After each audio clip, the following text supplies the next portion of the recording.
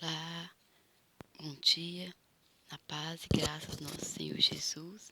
Estamos meditando na palavra de Deus, felizes por mais essa oportunidade que Ele nos concede. Quero aqui fazer menção, agradecer ao meu esposo, Senhor Wellington, assim que ele gosta de ser chamado, que vivendo nessa dificuldade, que falo muito baixo, comprou esse microfone. Espero que melhore o som aí dos nossos ouvintes. Espero também que logo tenhamos condições de proporcionar uma imagem também melhor. Mas o que não podemos é deixar de fazer as coisas de Deus por causa dos poucos recursos que temos, né? Então fica aqui meu agradecimento, meu esposo, pastor Wellington, por me presentear com esse fone de ouvido e esse microfone, né, juntos. Nós estamos fazendo menção na palavra de Deus, no livro de Gênesis, né? Pegamos aqui 4 personagens, 4 fatos, para nós estarmos meditando, né, na palavra de Deus, nas questões das escolhas, porque como seres humanos que somos, temos escolhas. Todos os dias nós fazemos escolhas. E essas escolhas muitas das vezes geram muitos conflitos no futuro, muitas consequências. Nós costumamos dizer que plantar a semente nós colhemos, mas os frutos não. Os frutos são inevitáveis, né? A semente que plantamos, naturalmente os frutos vão nascer. Mas que em meio a tudo isso também nós temos Cristo, que muda a nossa história, que muda o nosso coração, que tem todo o poder no céu e na terra, seja qual for a circunstância, nós sabemos que o nosso Deus, ele pode mudar todas as circunstâncias e cremos nisso. Então vamos estar meditando hoje na vida de Jacó. Nós falamos no nosso último encontro que Rebeca, sua mãe, providenciou, arquitetou, né, um projeto para que ele, então, assim, enganasse o pai. O pai, a essa altura, Isaac estava cego aos 100 anos e não o reconhecia mais. Então, Rebeca arquitetou, projetou, né, e o filho executou. O que nós podemos tirar de lição é que nós temos escolhas. Nessa situação, ele poderia dizer não, poderia não aceitar, mas ele aceitou. E as consequências vieram, e dessas consequências que nós estaremos tratando nessa manhã. Diz assim, Gênesis 27, capítulo 27, versículo 1. E aconteceu que, como Isaac envelheceu e os seus olhos se escureceram, de maneira que não podia ver, chamou a Esaú, seu filho mais velho, e disse-lhe, meu filho. E ele disse, eis-me aqui. E ele disse, eis que já agora estou velho e não sei o dia da minha morte. Agora, pois, toma as tuas armas, a tua aljava e o teu arco, e sai ao campo e apanha para mim alguma caça. E faz-me um guisado saboroso como eu gosto, e trazei-mo para que eu coma e para que a minha alma te abençoe antes que morra. Versículo 18. E veio ele a seu pai e disse, meu pai. E ele disse, eis-me aqui, quem és tu, meu filho? E Jacó disse a seu pai, eu sou Esaú, teu primogênito.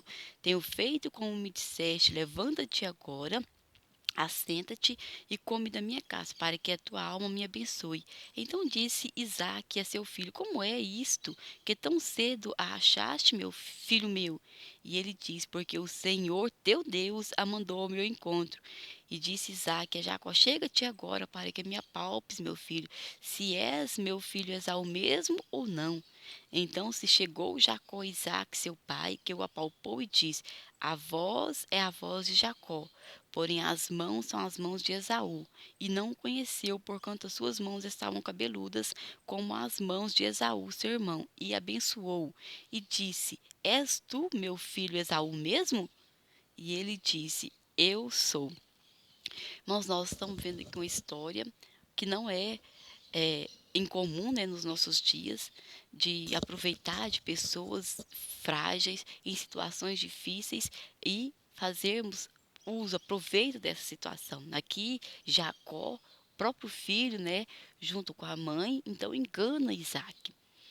E as consequências disso são sérias. Esaú, ao descobrir, projeta matar Jacó e os pais, né, Isaac, a Bíblia diz que Isaac chega e estremeceu quando soube. Na verdade, eu creio que Isaac, no fundo, sentia, né? Porque como pai, avós, sabendo que estava sendo enganado. E fala então para ele fugir. A primeira consequência, a primeira atitude que nós tomamos ao cometer algum erro, se não este, porque a Bíblia diz que somos, erramos também. Não diz que nós somos perfeitos, mas a partir do momento que cremos em Cristo, nós mudamos, temos um advogado. Mas aqui, Jacó, ele foge. Ele vai lá para a casa do tio, como ordena a mãe dele e o pai, né? E ele encontra a primeira pessoa que ele vai contar o fato, a história, é Labão, seu tio. E olha o que diz o capítulo 29, versículo 13 e 14 de Gênesis, né? Diz assim: Aconteceu que, ouvindo Labão as novas de Jacó, filho de sua irmã, correu-lhe ao encontro e abraçou-o, e beijou-o, e levou à sua casa, e contou ele a Labão todas as coisas. Então Labão disse-lhe: Verdadeiramente és tu o meu osso e a minha carne. E ficou com ele o mês inteiro. Sabe aquele Labão, aquela pessoa que a gente já percebe aqui, né? Nossa, aproveitou-se da situação, agora nós temos, né? Eu tenho agora em quem escorar. Porque Labão é o irmão de Rebeca, aquele que lá anteriormente, quando Eliezer vai buscar a esposa para Isaac, ele vai na frente, ele recebe os presentes, todo solícito, né? Então essas pessoas, geralmente, elas realmente têm até aquele sorriso bonito. Nossa, aqui começa o engano na vida de Jacó. Então, esse Labão fala para ele que ele não vai aproveitar dele, trabalhar, que vai trabalhar para ele de graça, não, e pede o salário. E ele fala, né, que trabalharia pela vida de Raquel, sua filha, por 7 anos. 7 anos. E ele trabalha feliz da vida. A Bíblia diz que passou como muito rápido, de tanto que ele amava. Quando casa, quem Labão coloca para Jacó? A filha mais velha. Então, primeiro engano que ele já começa a sofrer aqui. E Labão, então, não faz isso aqui na nossa região, não casa a segunda primeiro que a primeira, mas fica com essa que eu te arrumo a outra também. Aí você trabalha mais 7 anos, vai Jacó trabalhar por Raquel e assume agora duas esposas, duas mulheres. E vamos estar percebendo no decorrer da história que a vida de Jacó tem sido uma labuta. Uma constante labuta, um constante sofrimento, constante luta. E eu penso que sempre lembrando daquela história, daquele problema que ele deixou. 20 anos depois, Jacó retorna para sua família e vai encontrar com Esaú. A Bíblia diz que Esaú vai ao encontro dele com 400 homens e ele vai orar. Gênesis 32, como nós conhecemos a história. E ele ora e a Bíblia diz que ele lutou com o anjo, né? Ficou ali, passou a noite e o anjo aparece para ele e pergunta aqui: Qual é o teu nome? Lá para Isaac, seu pai, ele disse: Eu sou Esaú. Ele foi abençoado como Jacó, como Esaú, não como sendo Jacó. Ele, Jacó, passou-se por Esaú. Agora aqui, diante de Deus Todo-Poderoso, nós não enganamos. Nós verificamos que diante de Deus, daquele que tudo conhece, nada escapa aos olhos dele. E ele pergunta: Qual é o teu nome? Jacó agora para Deus não poderia dizer: Eu sou Esaú, primogênito de Isaac. Não. Ele diz Jacó. Jacó é o meu nome. E o anjo disse então, versículo 28, capítulo 32, diz: Então disse: Não se chamará mais o teu nome Jacó, mas Israel, pois como príncipe lutaste com Deus e com os homens e prevaleceste.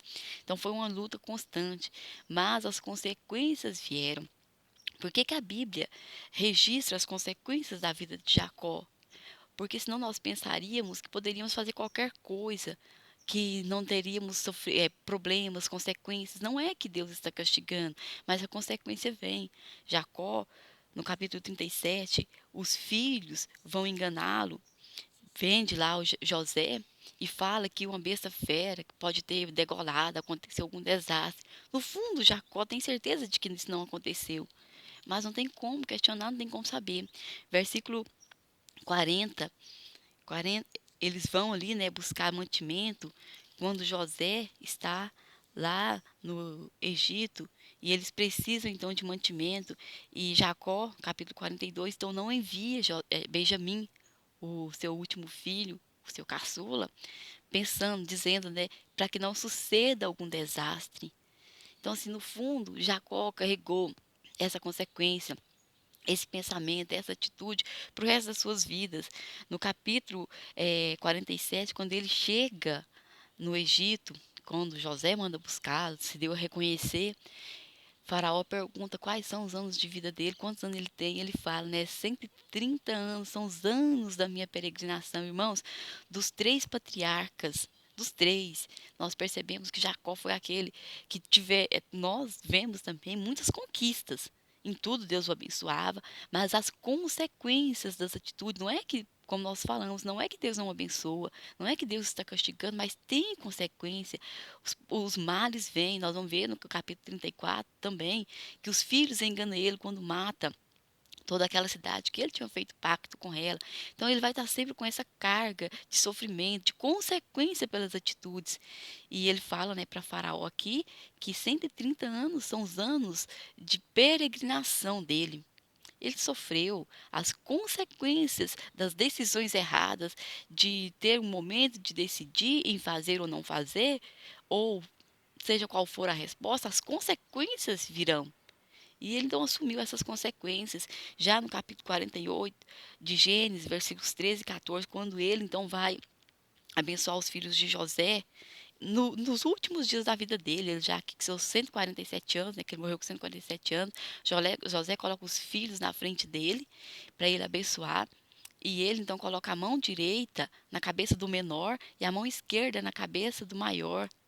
Trocou. José não aceita a situação e reclama com ele. Mas nós percebemos que até aqui ele tem essa atitude porque ele lembra que ele foi abençoado. Então, se ele passa a bênção da primogenitura para o mais novo, assim como aconteceu com ele, todos os anos da sua vida, ele lembrou-se disso. Mas nós trazemos para os nossos dias. Pensamos mesmos que Deus não conhece a nossa história, nosso nome? Deus precisava perguntar para ele, o anjo ali, quem era ele. Claro que o anjo sabia, mas Deus faz isso para nós, para confirmar em nós o que nós realmente queremos, o que nós realmente estamos pensando, como estamos procedendo. Aqui no capítulo 19 de Lucas, a partir do versículo 1 diz assim: E tendo Jesus entrado em Jericó, ia passando, e eis que havia ali um homem chamado Zaqueu, e era esse um chefe dos publicanos, e era rico. E procurava ver quem era Jesus, e não podia por causa da multidão, pois era de muito pequena estatura, e correndo adiante, subiu a uma figueira brava para o ver, porque havia de passar por ali. E quando Jesus chegou àquele lugar, olhando para cima, viu-o e disse: Zaqueu, desce depressa, porque hoje me convém pousar em tua casa. E apressando-se, desceu e recebeu-o com júbilo. Então aqui nós percebemos, né? Jesus, ele nos conhece, Deus, ele nos conhece pelo nome. Chamou o Zaqueu. Zaqueu queria conhecer Jesus, passar, estava ali no alto, quem sabe, em um lugar que poucas pessoas o veriam. Não conheço a figueira ali, mas Jesus passa e olha e chama pelo nome, Zaqueu. Então nós percebemos que na vida de Jacó, nós entendemos isso, porque ele, na verdade, estava ali quando recebeu a bênção do seu pai, não era ele que estava ali. Na verdade, quem recebeu pelo nome foi pelo nome de Esaú, e não pelo nome de Jacó, como era o seu nome. Então, quando ele luta ali com o anjo, ele está retornando para encontrar-se com Esaú por causa desse problema de 20 anos que ele ficou sem resolver. Então ele luta, passa a noite inteira ali em oração, em rogos diante de Deus, lutando com o anjo. E o anjo fala: Qual é o teu nome? Irmãos, diante do Pai, diante da sociedade, nós enganamos. Eu engano, você engana, nós enganamos. Podemos se passar por alguém, fazer qualquer planos mirabolantes ou planos que engana, mas diante de Deus não. Seja qual for a situação, nós precisamos entender que Deus conhece e Ele há de nos perguntar. E nós teremos que, diante de Deus, ser sinceros e responder. Aqui, no Gênesis 32, mudou-se o nome dele. mas as consequências continuaram. As consequências vieram, mas louvamos a Deus que nos deu Jesus Cristo, seu Filho amado, para que através dele, como disse o apóstolo João, né, filhinhos, não pequeis, pequeis, se pecar, porém tem um advogado justo, fiel, que quando nós cometemos alguma falha, ele, Deus, olha para nós e vê Jesus, não do nosso lado, mas quando Deus olha para nós, para o nosso, meu erro, para o seu erro, ele vê Jesus. Nós somos justificados através de Cristo, mas que nós possamos também pedir a Deus sabedoria nas nossas escolhas, nas nossas atitudes, para que as consequências, para que os frutos também sejam bons, dos quais nós tenhamos prazer, né, na nossa vida. E se já erramos até aqui, se erramos até aqui, que possamos daqui para frente mudar de atitude, pedir a Deus para nos mudar o nosso coração, mudar a nossa história, e Ele é poderoso para fazer. A Bíblia diz muito mais além do que pedimos ou pensamos. Que o nosso bom Deus nos abençoe. Nós estaremos agora falando sobre José, que no meio disso tudo fez a diferença. Então, nosso próximo estudo falaremos sobre José, que como todos tiveram escolhas. Todos nós temos as nossas escolhas nas atitudes, o que faremos. Então, que Deus nos abençoe e possa nos orientar cada dia mais a viver de forma agradável a Deus. Meu forte abraço a todos, em nome de Jesus.